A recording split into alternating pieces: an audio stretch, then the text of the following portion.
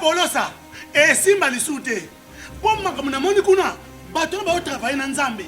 En tout cas, basi baké musika. Donc là, va, yo ba mission dans ton pays, aux autres comme il faut.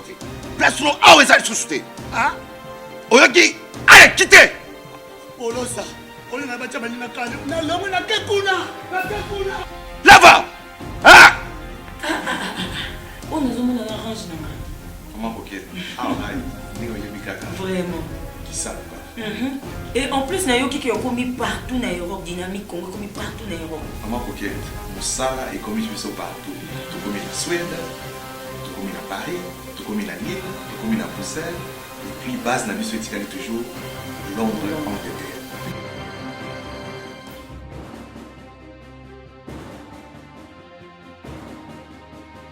Biso na dynamique Congo, toza ko avancer na nkolo. Mesdames et messieurs, bienvenue, très chers téléspectateurs, très chers internautes. Samedi, bon week-end chez vous, passez des moments bien. Les informations, on parlera la proclamation, titre Sudubangui, le prof Vundoawe bloque la nomination du nouveau gouverneur. La dépêche, bras de fer entre le cardinal Mosengo et M.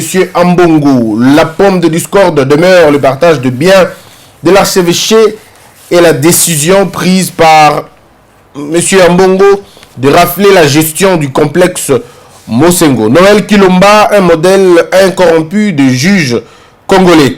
Dans son ouvrage publié dernièrement, le professeur Mafeli Makambo aborde l'état des lieux et de la salubrité publique et il propose de solutions. Parlons aussi du grognon qui titre à travers les femmes du parti, l'UDPS apporte une colombe à Mabunda. Alors, Félix Tshisekedi impose l'inacceptable à Benoît Luamba, vice-présidence de la CENI, Norbert Basengezi, rend le tablier. Mesdames et messieurs, bienvenue. Voilà ce qu'on va dire aujourd'hui. Nous allons parler de la problématique des ministères, le partage. Messieurs et dames, je dois ici rappeler aux Congolais que nous ne devons pas nous perdre par rapport à l'urgence. L'urgence, elle est beaucoup plus importante parce que nous sommes un pays qui souffre. Et ce pays qui souffre a besoin de beaucoup de choses. Donc aujourd'hui, on parlera, pour le premier sujet, nous allons parler de cette urgence du gouvernement. Deuxième sujet, nous allons parler encore une fois de la moralité de ce peuple. On va parler de la moralité de ce peuple, mais beaucoup plus de la mendicité. Comment vider la question, régler cette question problématique de la mendicité. Et la troisième, on parlera certainement du retour probable de M. Bemba. Retour, M. Bemba, est-ce que l'Église le bloque? Messieurs et dames, encore une fois, bienvenue. Parlons de ce gouvernement. L'autre fois, je crois hier, quand on a parlé de la question de ministre à qui pouvait revenir le contrôle du gouvernement, eh bien, d'autres personnes, c'est vrai, ils ont estimé qu'on était trop fort avec l'UNC, tout ça. Mais on ne comprend pas une chose. Le problème du pays va au-delà de petites relations entre les partis, les attentes qu'ils font. Non, les intérêts du peuple vont au-delà de ces choses-là. Les Congolais ont besoin de la paix. Les Congolais ont besoin de la sécurité. Les Congolais ont besoin d'être redynamisés à la hauteur du Congo. Nous avons besoin de grands projets, des vrais projets. On a besoin de réformes sérieuses et profondes de notre système politique, de notre système de vie et de notre conduite tous les jours. Alors, lorsque vous avez des gens qui gèrent, on ne peut pas blaguer avec. On ne peut pas s'amuser, on n'a pas le droit à l'erreur. On ne peut pas dire aujourd'hui non, on n'a pas droit à l'erreur. Nous n'avons pas ce droit-là. Si les autres pays peuvent encore se permettre le luxe de s'amuser, nous, on n'a pas le droit de s'amuser. Nous avons des retards, nous accusons des retards sur tous les plans. Le Congo accuse des retards profonds sur presque tous les secteurs. Dans le secteur éducationnel, nous sommes sérieusement en retard. Pourquoi? Parce que même au niveau du système éducatif, si vous jetez un coup d'œil, vous vous rendez compte que nos enfants lisent.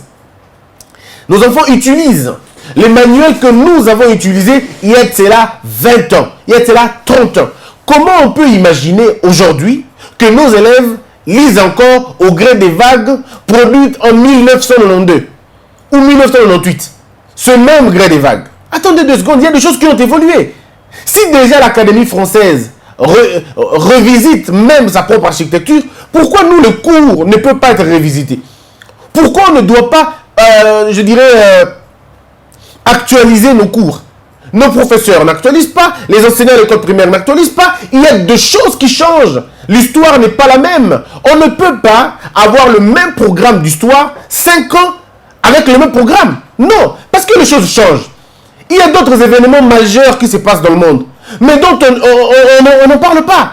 Comment vous imaginez que le Congo soit un pays comme le nôtre? Nous avons perdu, on parle de 6 millions de personnes, on parle de 10 millions de personnes, mais dans aucun programme scolaire congolais, on parle de tuerie de Minembwe.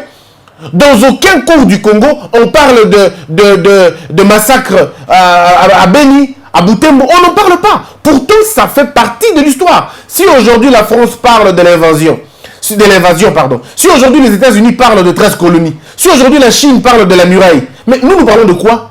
Nous, le Congo, on parle de quoi? Quelle est l'histoire que le Congo a voulu donner à ses enfants? Quelle histoire? L'histoire de Victor Hugo? L'histoire de Karl Marx? L'histoire de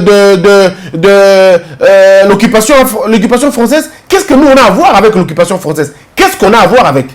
C'est vrai, c'est un événement majeur dans l'histoire, oui, mais qu'est-ce que nous on a à voir? Comment nous allons beaucoup plus connaître l'invasion en France, l'occupation française? Nous oublions notre propre occupation. Pourquoi nous n'arrivons pas à enseigner à nos enfants que nous avons été occupés pendant une certaine période? Pourquoi nous n'arrivons pas? Regardez aujourd'hui, quand tout le monde me parle, tout le monde me dit la même chose aussi. Christian, tu reproches aux gens ce que tu fais toi-même. Mes frères, un enfant ne fait que ce qu'il va faire au père. Ce que le père fait, l'enfant le fait aussi. On m'a bourré quand j'étais petit. On m'a mis dans la tête que Montesquieu était plus important. Qu'aucun noir ne pouvait réfléchir comme Montesquieu. Qu'aucun noir ne pouvait réfléchir comme Socrate. Qu'est-ce que vous voulez que je fasse quand je grandis? Mais je répète ces gens-là. Parce que c'est ce qu'on m'a donné. C'est ce qu'on m'a dit. Mais c'est en grandissant que nous essayons, nous, maintenant, de nous trouver d'autres modèles. On se rend compte que, oh, Frantz Fanon a dit ça. Oh, donc, Cheikh Anta Diop a dit ça. Ah, donc, Senghor a dit ça. Césaire a dit ça. C'est maintenant qu'on se rend compte qu'il y a des gens qui ont fait des choses, mais parce que nous avons étudié ça nous-mêmes. Nous nous sommes forcés à étudier ces autres personnes. Mais qu'est-ce que l'école nous a montré? L'école nous a montré ailleurs. Et même quand on parle de Léopold Sédar Senghor, mais c'est parce que c'était une colonie française. C'était les Noirs qui faisaient plaisir aux Blancs, qu'on devait finalement... Bon, là, je suis peut-être trop dur. Mais c'était les Noirs qui épataient les Blancs, on va dire ça. Les Noirs qui épataient les Blancs, dont leur forcing était beaucoup plus important. Et donc, ils nous ont présenté, eux, comme des grands. Camara Lay et les autres. Mais quel est l'auteur congolais que vous connaissez qu'on a appris à l'école primaire? Non, pas beaucoup. Hein. En tout cas, pas beaucoup. Pas beaucoup. Donc, je vais vous dire simplement que nous sommes en retard. Vraiment en retard. Très en retard. Et quand on est en retard, on ne blague pas. On ne badine pas. Le Congo peut accuser comme ça un retard de plus de 40 ans. En termes d'économie, où sommes-nous? En termes d'économie, nous sommes où? J'ai comme l'impression que ceux qui prennent le pouvoir n'ont pas la mesure de la question, en tout cas. Il se passe un problème très sérieux. J'aimerais qu'on en parle. Quand je dis que M. Félix Tshisekedi peut être piégé, les gens pensent que je m'attaque au président de la République. Bon, ceux qui ne connaissent pas croiront cela, mais ceux qui me connaissent comprendront que c'est par volonté, par amour que nous faisons ces choses-là. Il y a un élément important à dire, et j'aimerais expliquer aux Congolais, mais permettez-moi de retenir 2 choses pour que ma mémoire ne me trahisse pas. Nous sommes au niveau du piège. Regardez, lorsqu'un président a été élu par le peuple, mais qui n'a pas l'Assemblée nationale et qui n'a pas le Sénat, tout simplement parce que c'est suite à la corruption, suite au mensonge, suite à beaucoup d'autres choses, les gens oublient un élément fondamental. Ce que ce président-là est lui-même piégé. Pourquoi? Parce qu'il y a des gens qui sont autour de lui, qui le piègent. Comment on le fait? On essaie de faire une sélection négative ou faussée des gens qui vont être autour du président. Ça veut dire qu'il y a une force autour du président qui l'empêche d'entrer en contact avec des têtes, qui l'empêche d'entrer en contact avec des hommes intelligents, des gens qui pourront lui dire la vérité. Sachant que le président est animé d'une bonne volonté de changer le pays, de faire avancer les choses, alors très rapidement, ceux qui sont autour de lui l'empêcheront toujours de rencontrer les grandes idées, de rencontrer des gens qui n'ont rien à perdre, qui n'ont surtout rien à gagner. Vous allez vous rendre compte que le président va commencer à recevoir que des gens qui n'ont rien à apporter, mais que des gens qui ne seront là que pour flatter, mais des hommes qui ont des idées, des hommes qui ont des projets. Il y a des gens autour de lui qui l'empêcheront. Comment on dit empêcher? Ça veut dire qu'ils vont bloquer toutes les ententes. Et ces gens-là vont trouver leur petite vie. Et quand ils trouveront leur petite vie, ils vont se foutre de la pauvreté du peuple. Ils vont avoir une pauvreté déclarée. Là, le peuple souffre, le peuple souffre, le peuple souffre. Bon, ça, c'est générique. Hein. Le peuple souffre, mais il ne faut absolument rien. Ils empêchent au président d'entrer en contact avec le peuple. Ils empêchent au président d'être très proche du peuple. Et là, ça demande beaucoup de choses, beaucoup de travail. Ça demande un travail beaucoup plus important. Et ça demande un sens éveillé du président de la République pour casser cette baraque. Parce que personne ne peut lui sortir de là si lui-même ne sort pas de là. Il faudrait peut-être que ce soit ses enfants, que ce soit sa femme, ou des gens assez proches, ses parents beaucoup plus proches, qui pensent à l'intérêt de la famille, qui pensent à l'intérêt du pays, qui pensent à l'intérêt du combat et de la lutte. Mais si le président se fait entourer que par des hommes qui lui disent tous les jours, monsieur le président, vous êtes beau, monsieur le président, vous êtes fort, monsieur le président, le Kibango, peuple a lingio ya kosakanate, peuple kuta lingi kutu fayunute, peuple a boy bemba lingi, même pas likembakatumbi, yonde oza likolo na baonyos. Alors quand un peuple, quand des gens autour du président ne font que chanter ça, ça le met à côté. Et plus ça le met à côté, le temps passe. Le président, dans sa chair, il ne le sentira pas parce que le milieu dans lequel il vit l'empêche de voir la misère du peuple. L'empêche de le voir. Et les routes qui vont commencer à prendre, et vous allez là-bas, eux, qui ont empêché à route un embouteillage, parce qu'il y a des motards, où les bourseaux, ils ont dégagé embouteillage. Dans sa tête, tout sera bien, tout sera réglé. D'autant plus qu'il a déjà pris des décisions. Et quand il prend des décisions, il pense que tout est fait. Parce qu'il fait confiance dans bateau, parce qu'il a une décision. Mais c'est là que la trahison commence. Donc ici, il faut dire au président, au-delà du fait que tu donnes des ordres, au-delà des intentions que vous avez, au-delà de la volonté que vous avez, vous devez avoir des bras assez longs pour matérialiser votre projet. Et donc, vous allez vous rendre compte que le piège est beaucoup plus profond. Parce que le retard que nous accusons est un retard terrible, mes frères. Extrêmement terrible. Et je vais dire même bien, ce retard est impardonnable. Ce retard est inexcusable. On ne peut pas comprendre que nous vivions, que nous puissions vivre dans un pays comme ça. Nous jouons en même temps. Nous souffrons, mais nous jouons en même temps. Nous avons transformé la politique en un lieu de jouissance, en fait, où les gens viennent s'enrichir et appauvrir les autres. Et comme nous avons dit, peuple des problèmes. Comment vous pouvez imaginer que dans le ministère, il y a une industrie, mais cimetière, il y a limité, et tikali cimetière, il y a une industrie. Combien d'usines n'a limité Koufa? Ça l'a sauté. Aucune politique de relance industrielle. Aucune politique de pensée industrielle. Comment vous imaginez que les entreprises, l'Europe a privatisé l'entreprise à Tindiango en Asie? L'Europe envoie ses usines en Asie. Vous savez pourquoi? Parce que en Asie, on peut tout dire, mais ils ont une sorte de respectabilité, et surtout de crédibilité dans l'appareil de l'État, dans leur gestion. Les Asiatiques ont horreur de la corruption interne. C'est vrai, la corruption externe, ils le font. Mais la corruption interne, les Asiatiques ont horreur de cela. Voilà pourquoi ils répriment sévèrement la corruption à l'interne. La Chine ne pardonne pas un officiel quand il corrompt. Je ne dis pas qu'il n'y a pas de corruption en Chine. Il n'y a aucun pays au monde où la corruption est à zéro. Non. Mais la question, c'est la capacité de réprimer cette corruption et la capacité qu'un peuple a de non seulement réprimer, mais aussi regarder, ne serait-ce que regarder. En Chine, lorsque vous avez corrompu et que l'on vous cite dans une corruption, vous perdez la crédibilité, la fonction, et vous perdez tout, au fait. Personne ne vous croira encore une fois, parce que vous avez été impliqué dans la corruption. Vous avez vu? Cependant, la corruption existe toujours. Mais c'est la capacité d'un peuple à regarder, à réprimer, et surtout à contrôler la corruption. Ça, dans ma proportion, il y a mouquier. Et donc, lorsque l'Europe prend le soin, et les États-Unis dans la plupart des cas, bien qu'avant que Donald Trump puisse rapatrier certaines entreprises, mais ils avaient choisi d'aller là-bas. Parce que, pourquoi là-bas? Parce que là-bas, ils avaient réussi. Ils avaient réussi d'abord à installer des administrations bien, et des administrations assez fortes. Lorsque vous allez dans Singapour, lorsque vous allez dans Cambodge, lorsque vous allez dans Chine, lorsque vous allez dans Japon, dans Inde, vous allez vous rendre compte que ce pays-là ne sont pas aussi développés qu'on le croit. En dehors de cette dragon d'Asie, je vais être d'accord, mais ces pays-là ont fait de preuves de la capacité de Bango à organiser l'administration de Bango. Ils ont une administration vraie, forte et digne, où vous avez des hommes et des femmes qui travaillent pour l'intérêt du pays. Leur administration est déjà jeune, dynamique, innovante et créative. Je ne parle pas de la sincérité et de l'honnêteté, de la dignité qui caractérise la gestion de l'administration. Mais il y a encore un autre élément important, c'est leur fiscalité. Ces gens ont compris, ils ont compris qu'il fallait diminuer un peu la rigueur fiscale, il fallait diminuer un peu la rigueur fiscale pour permettre une fiscalité attractive qui permet à ce que Batoubaya. Et lorsque vous avez affaire avec un opérateur, disons un inspecteur chinois, vous n'aurez qu'à faire qu'à lui et pas 2, 3, 4, 5 personnes comme chez nous au Congo. Balekina Tongo, Balekina Boutou, Balekina Pokwa. En Chine, c'est pratiquement impossible. Je parle de la Chine, je parle du Japon, je parle de l'Inde. C'est pratiquement impossible que le fils d'un président ou que le fils d'un ministre appelle un PDG d'entreprise pour lui dire « tu n'es le même mot quelconque ». C'est pratiquement impossible. Dans ces pays-là, ces choses se passent, mais alors à de très faibles proportions.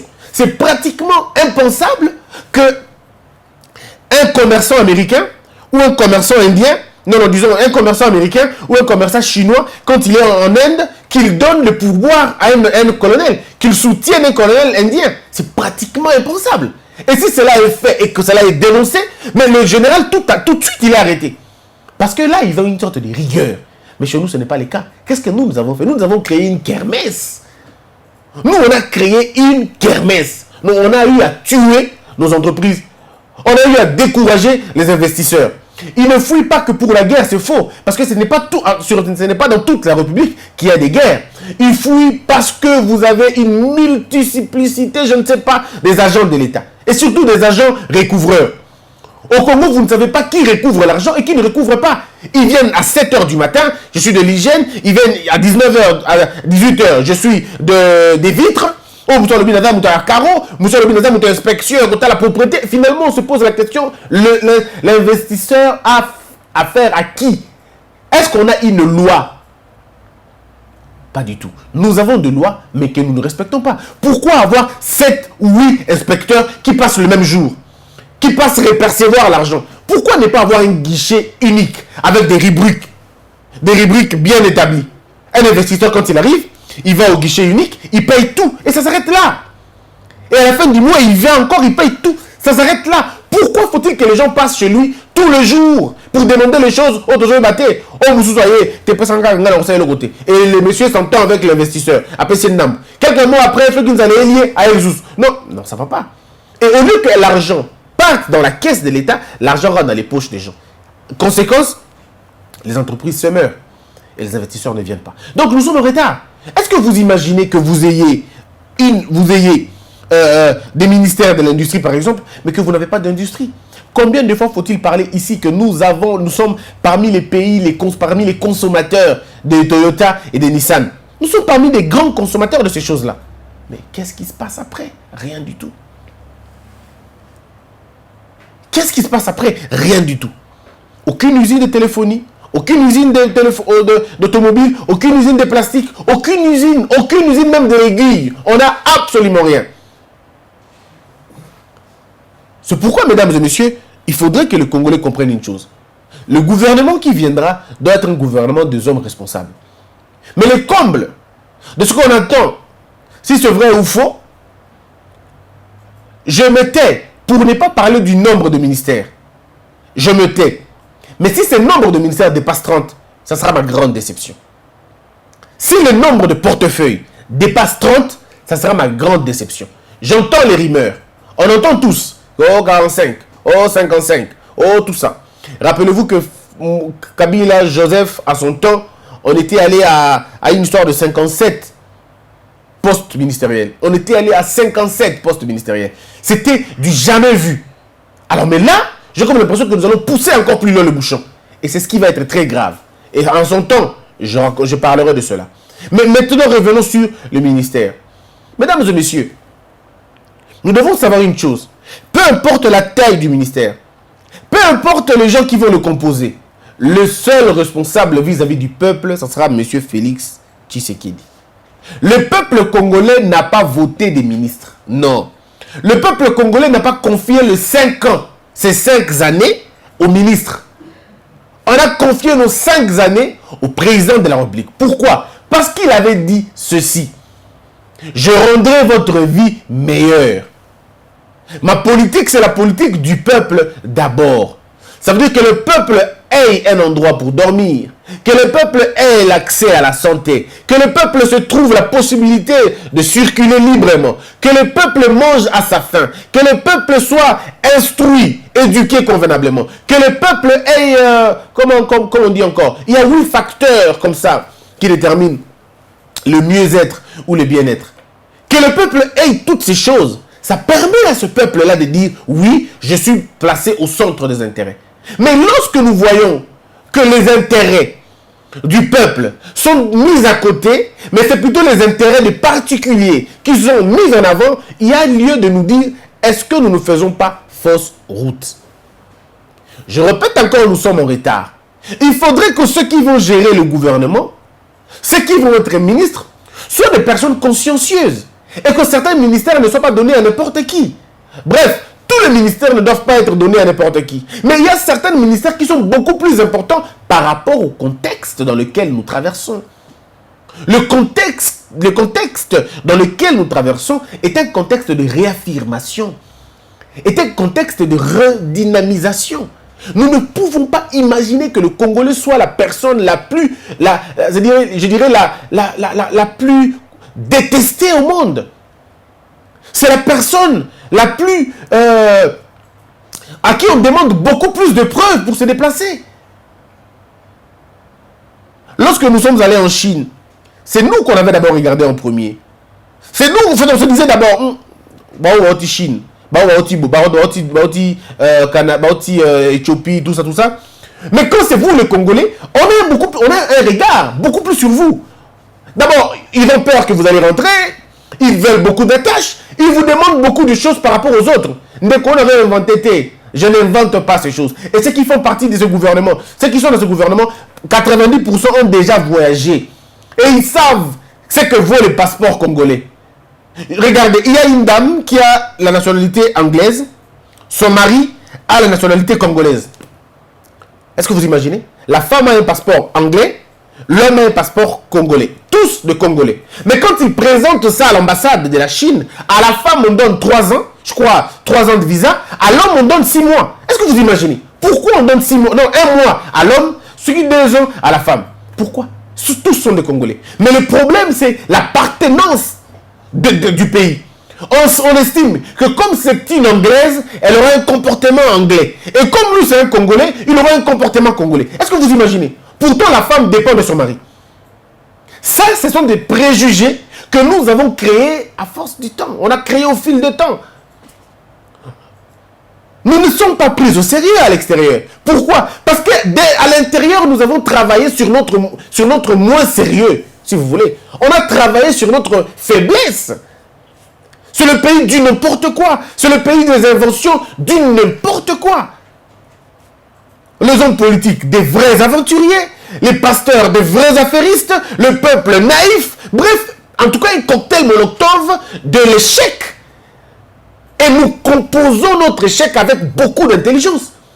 Nous composons notre échec avec beaucoup d'intelligence, beaucoup de subtilité. Nous sommes dans les détails quand il s'agit de faire des bêtises. Et nous sommes superficiels quand il s'agit de réfléchir. C'est ça le comble du Congolais. C'est ça le comble du Congolais. On est excellent dans la médiocrité. Nous excellons dans la médiocrité. Mais nous n'avançons pas dans la méritocratie. Nous freinons même la méritocratie. Pourquoi? Parce que le Congolais lui-même est le problème. Le Congolais lui-même est un problème. L'autre fois, je dis ceci. Nous ne pouvons pas permettre l'échec au Congo. Parce que nous avons toutes les raisons de réussir. Toutes les raisons de réussir. Parce que nous avons vu les autres pays avancer. On a vu l'Éthiopie se reconstruire. On a vu le Kenya se donner une sorte de ligne. On a vu la Tanzanie prendre notre élan. On a vu le Rwanda. On a assisté au développement du Rwanda. On a vu comment ce pays s'est construit petit à petit dans le respect, dans la discipline, dans la dignité, dans la rigueur et dans le patriotisme.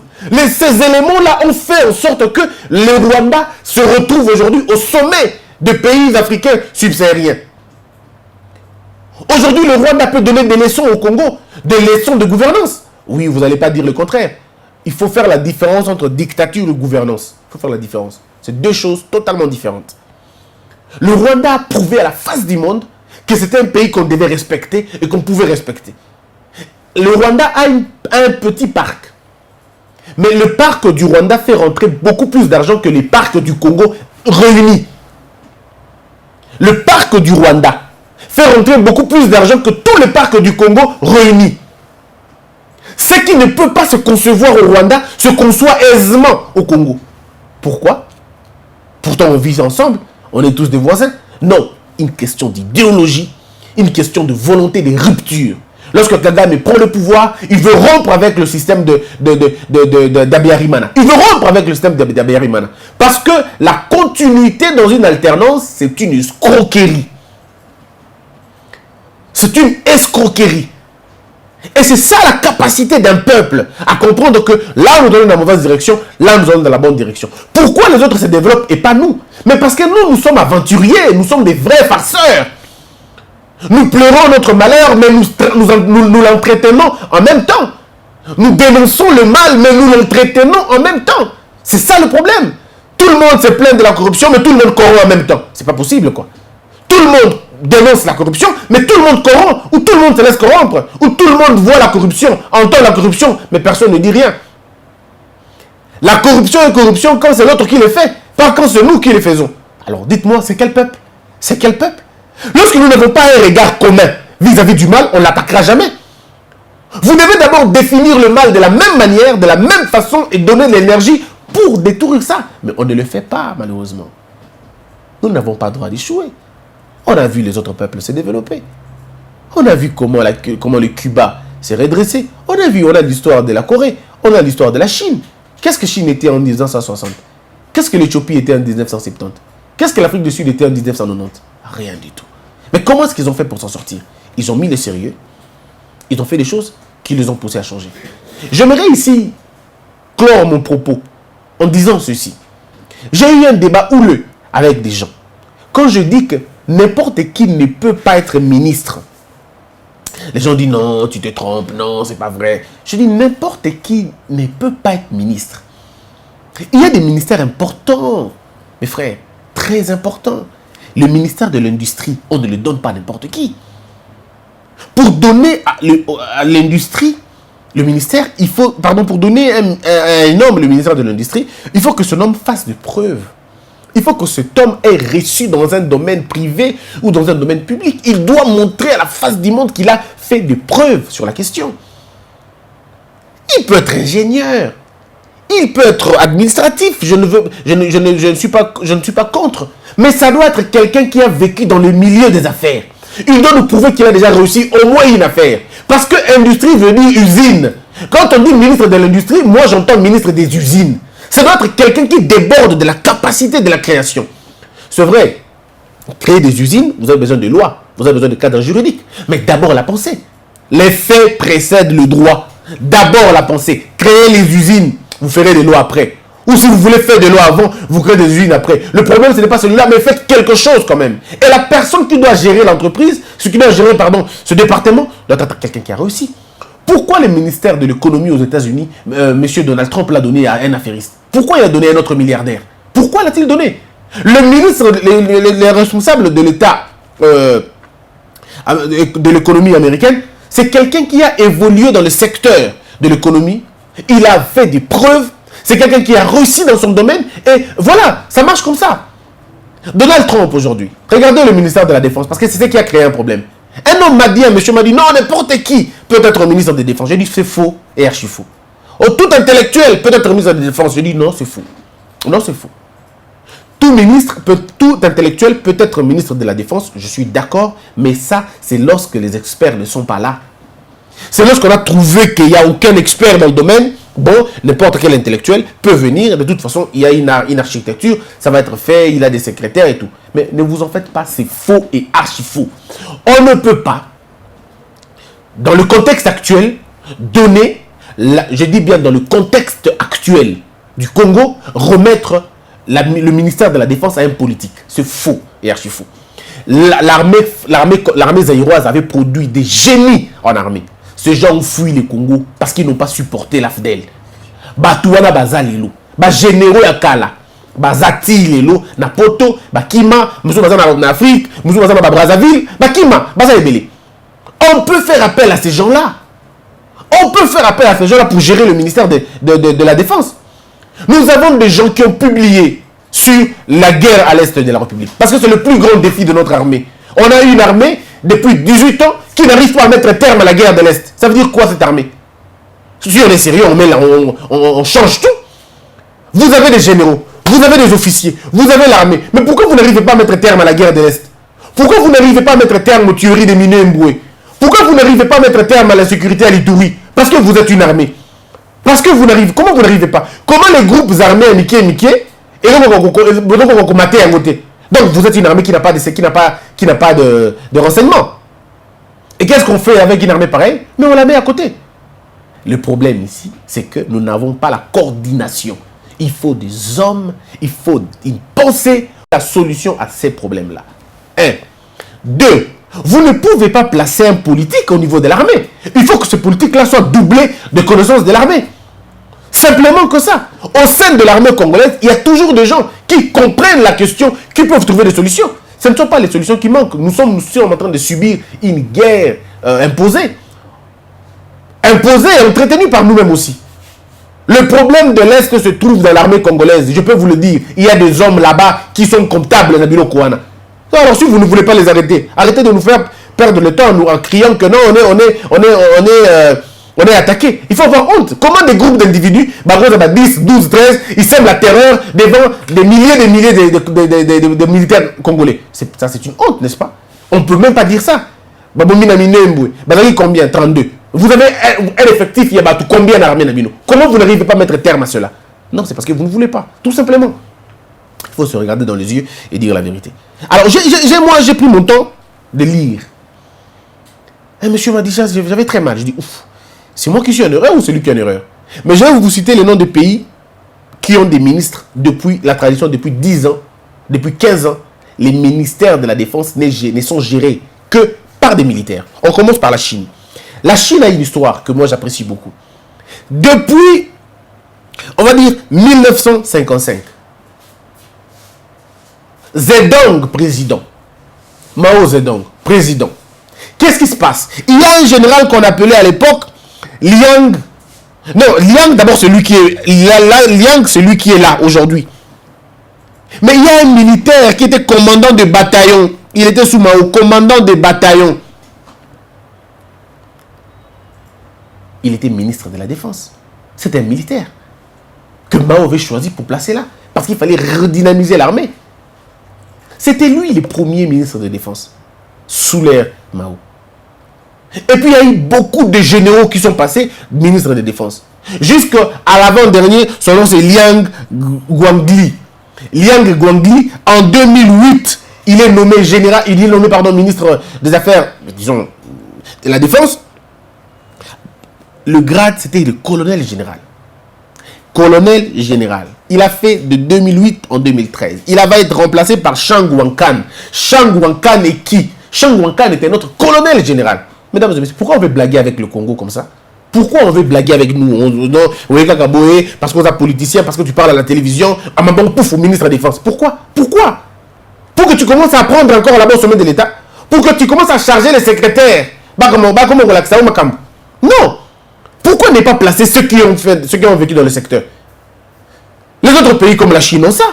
Si vous allez en Allemagne, la ministre Nabino, il y a défense, Karl Tedor. Karl Tedor, c'est qui? Mais il a fait l'armée. C'est un militaire. Il est aujourd'hui le ministre fédéral. Il y a comment on appelle ça? Il y a armée. Allez-y, posez des questions. Vous allez voir. Il était ministre d'armée. Je ne sais pas s'il est toujours ou il est parti. Mais il était militaire. Il ne faut pas qu'on se leurre. Toi, tu es au Gangaga parce que tu es au Gangaga. Oh non, parce que tu dois soutenir tout le monde. Non. Ministère de la Défense, on ne donne pas n'importe qui. Si nous allons à la Russie. Celui qui gère l'armée, celui qui gère qu'on appelle l'armée aujourd'hui, le ministère de la Défense, c'est géré par qui? Par Sergei Shoigu. C'est qui? Encore un autre militaire. Vous voulez que je vous donne encore le nom de qui d'autre?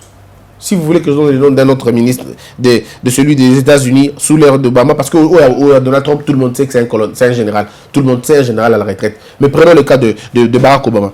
On avait gardé le ministère de la Défense à Robert Gates, ancien membre de la CIA. 27 ans, la CIA. C'était à l'époque d'abord de Bush. Et c'était lui encore. Ce choix avait permis à Obama de laisser le problème militaire à un expert, tandis que le gouvernement s'est concentré sur la crise économique financière à l'époque. Obama dira qu'il n'a pas voulu changer le ministère de la Défense car le pays était en guerre en Irak, en Afghanistan. Après la démission de Robert Gates, Obama va nommer à ce poste Chuck Hagel, qui était spécialiste de la défense au Sénat. Ndeko, si les pays comme les États-Unis, aussi stables que ça, savent qu'on ne peut pas confier l'armée dans le maboko ya civil Trapambaboué, il faut que ces civils-là fassent des preuves dans le secteur Rwanda. Et pourquoi pas nous au Congo? Les ministères des Affaires intérieures, ça doit être géré par quelqu'un qui a travaillé dans les affaires. Ça doit être quelqu'un qui a travaillé dans les affaires sécuritaires. Un ancien policier, un spécialiste en sécurité, quelqu'un qui a étudié la sécurité, qui maîtrise la sécurité. C'est des gens comme ça qu'on fait des ministres de l'Intérieur. Non, sublimons la méritocratie au lieu de supprimer la médiocrité. Ce gouvernement, on attend ce gouvernement. On va le critiquer quand il sortira. Mais nous avons besoin des hommes intègres. C'est tout ce dont on a besoin. Des hommes intègres, des hommes propres et un nouveau dynamisme. Pourquoi pas des jeunes? On garde le mieux pour prochainement. Abonnez-vous massivement. Puisse Dieu vous bénir tous. Et moi, j'aurai le plaisir de vous retrouver dans la deuxième partie quand nous parlons de la mendicité. On se retrouve tout de suite. Que la peur quitte nos esprits et que Dieu bénisse la RDC.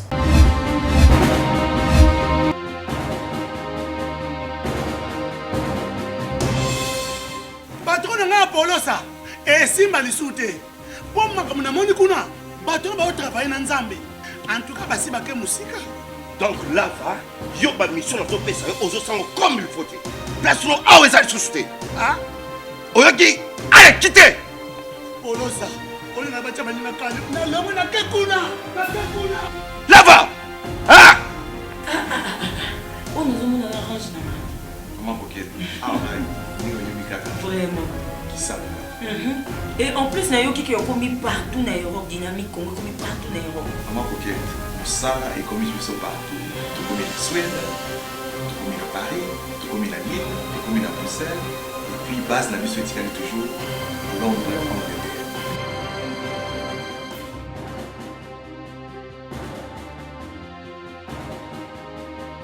Biso na dynamique Congo, toza ko avancer na nkolo.